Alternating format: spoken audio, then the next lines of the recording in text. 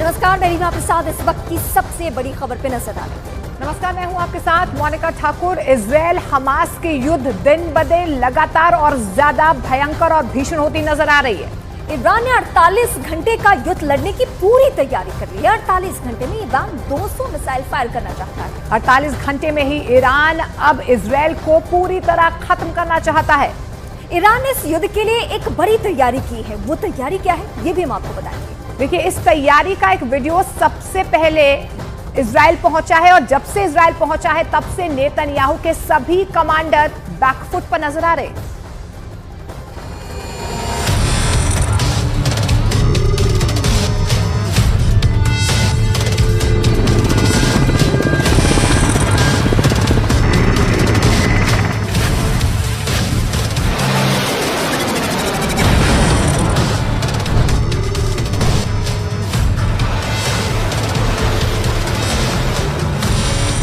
Iran ने फैसला कर दिया है। ईरान ने ताकत की नुमाइश शुरू कर दी है।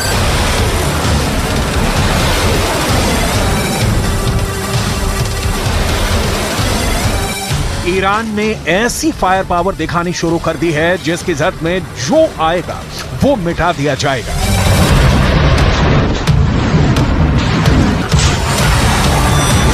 ईरान बताना चाहता है कि इजराइल से वो टक्कर लेने के लिए तैयार है, लेकिन क्या वाकई ऐसा है कि ईरान अब इजराइल से युद्ध करना चाहता है? क्योंकि गाजा से युद्ध निकलकर बाहर फैला तो खतरा तीसरे विश्व युद्ध का जताया जा रहा है, जिसकी आग में पूरी दुनिया जलेगी।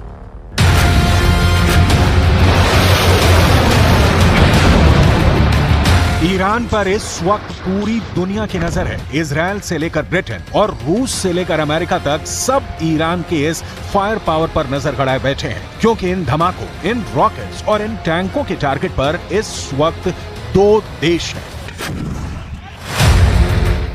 पहला है इजराइल और दूसरा है उसकी मदद करने वाला अमेरिका। इन दोनों देशों से दुश्मनी की सबसे नई वजह इस वक्त गाजा है और वहां हो रही बमबारी।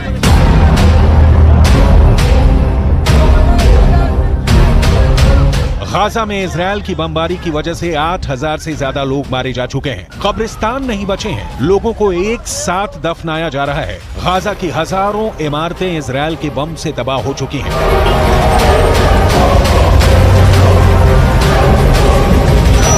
गाजा में 21,000 से ज्यादा लोग घायल हैं और गाजा का हर अस्पताल इस वक्त बुरी तरह जख्मी लोगों के इलाज में जुटा हुआ है। इन्हीं तस्वीरों की वजह से इस वक्त पूरे पश्चिम एशिया में गुस्सा है और इजराइल को बहुत बड़ी वार्निंग भी दे दी गई है।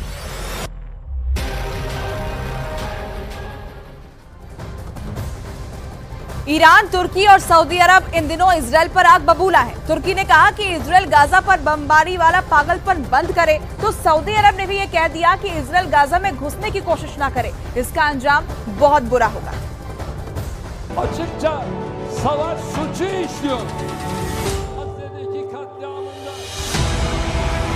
ईरान की तरफ से सबसे सख्त बात कही गई है। राष्ट्रपति रईसी ने ऐलान कर दिया है कि इजराइल की हुकूमत गिरने वाली है। कुल मिलाकर एक बात साफ है कि इजराइल गाजा पर नॉन स्टॉप बमबारी की वजह से पूरे पश्चिम एशिया में घिर चुका है। ईरान और सऊदी अरब की तरफ से तल्ख बातों के बाद अब तुर्की भी इजराइल के खिलाफ उतर चुका है। सवाल है कि क्या ये तीनों देश इजराइल के खिलाफ एक्शन को लेकर वाकई गंभीर हैं या फिर ये सिर्फ एक गीदड़ भभकी है? سیاست و راهبرد و قدرت و نظامیگری همه قدرت‌هایی است که دست به دست هم دادند تا چند هزار کودک را بکشند. آمریکا، انگلیس، آلمان، فرانسه، رژیم صهیونیستی।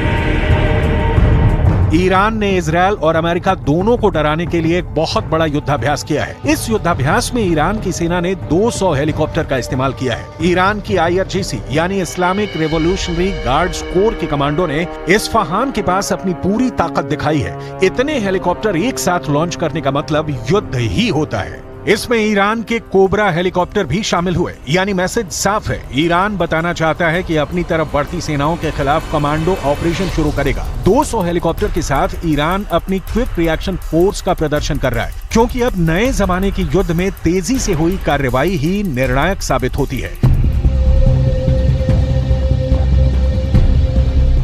एक बड़ी कमांडो टीम को कैसे दुश्मन के इलाके में उतारना है, यह भी दिखाया गया। अमेरिका में बने C-130 हरक्युलिस विमान के जरिए कमांडोज को कैसे दुश्मन के इलाके में भेजना है, इसकी भी तैयारी दिखाई गई। लेकिन सबसे खतरनाक मैसेज ईरान की ड्रोन पावर है। यूक्रेन में शाहिद ड्रोन की कयामत वाली कार्रवाई के बाद अब ईरान कॉम्बैट ड्रोन में सुपर पावर बन चुका है। ड्रोन से मिसाइल कैसे फायर करनी है, दुश्मन पर कैसे पिन पॉइंट अटैक करना है, यह भी ईरान के इस युद्धाभ्यास में दिखाया गया। इसके बाद बारी आई है टैक्टिकल मिसाइल, यानी छोटी दूरी पर दुश्मन के टुकड़े पर कैसे सटीक हमला करके हाहाकार मचाना है। ईरान इसका भी एक्सपर्ट बन चुका है। ये सब हथियारों को इजराइल के बॉर्डर तक ले जाना ईरान के लिए आसान नहीं, लेकिन एक तरह से ये युद्धाभ्यास करके ईरान अपने दुश्मनों को बता रहा है कि अगर उसे अपनी जमीन पर युद्ध लड़ना पड़ा तो मुंह तोड़ जवाब मिलेगा।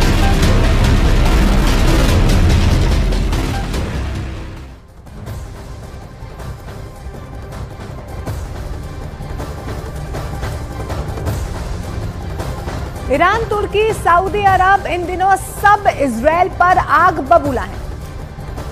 तो इस बीच हम आपको ये भी बताएंगे कि युद्ध की स्थिति क्या है। जिस तरह से गाजा में इजराइल का ऑपरेशन चल रहा है, उसकी वजह से कई देश उसके दुश्मन बन चुके हैं। और इसी वजह से आपको बता दें, इस वक्त इजराइल पर सबसे बड़ा जो दुश्मन नजर आ रहा है वो ईरान है। वो बार बार इजराइल को चेतावनी दे रहा है, तो फिलिस्तीन भी खामोश बैठने के मूड में बिल्कुल नहीं।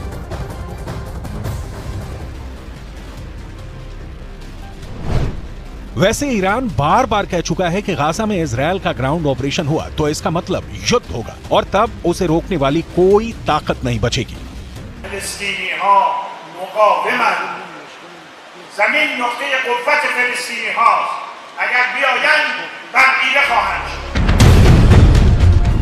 ईरान के तेवर देखकर नेतन्याहू की तरफ से एक ऐसा बयान आया है जिसकी पूरी दुनिया में चर्चा हो रही है।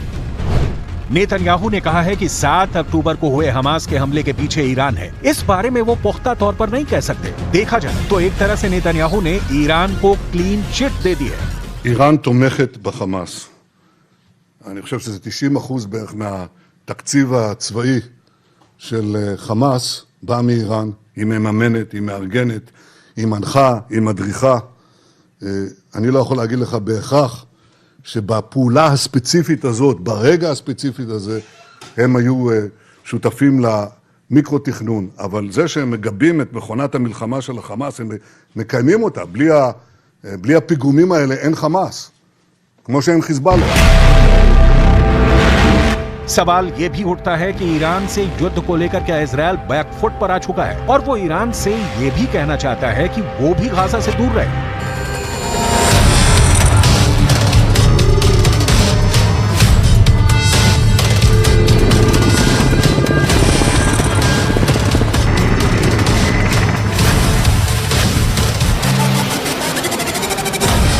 और अब ईरान भी अपनी जनता को खुश करने के लिए इजराइल के खिलाफ सिर्फ बयानबाजी पर फोकस कर रहा है। साथ में वो युद्धाभ्यास के वीडियो भी जारी करके बताना चाहता है कि ऑल इज वेल। ऐसे में सवाल है कि जब ईरान के लिए ये हथियार इजराइल के बॉर्डर तक पहुंचाना आसान नहीं, तो फिर गाजा को कौन बचाएगा?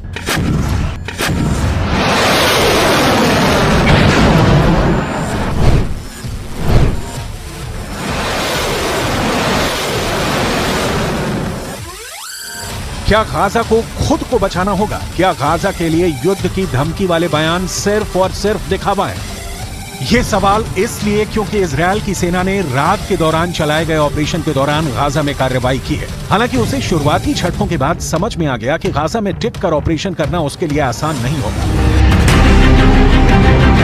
ये गाजा की तरफ बढ़ती इजराइल के सैन्य काफिले का वीडियो है जो 7 अक्टूबर का बताया जा रहा है। तब हमास की एक एंटी टैंक मिसाइल ने इजराइल की पैंथर बख्तरबंद गाड़ी को टारगेट किया था। इस धमाके का क्या असर हुआ, इसकी रिपोर्ट नहीं मिली, लेकिन पैंथर बख्तरबंद गाड़ी में 12 से 14 सैनिक सवार किए जाते हैं।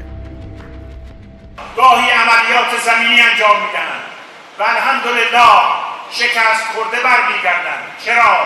چون زمین میدان رهاورد مردان با ایمان است نه مردان سوس عنصری که احرس الناس علی حیاتن، حریص‌ترین مردم به زنده بودن همین صهیونیست ها هستند.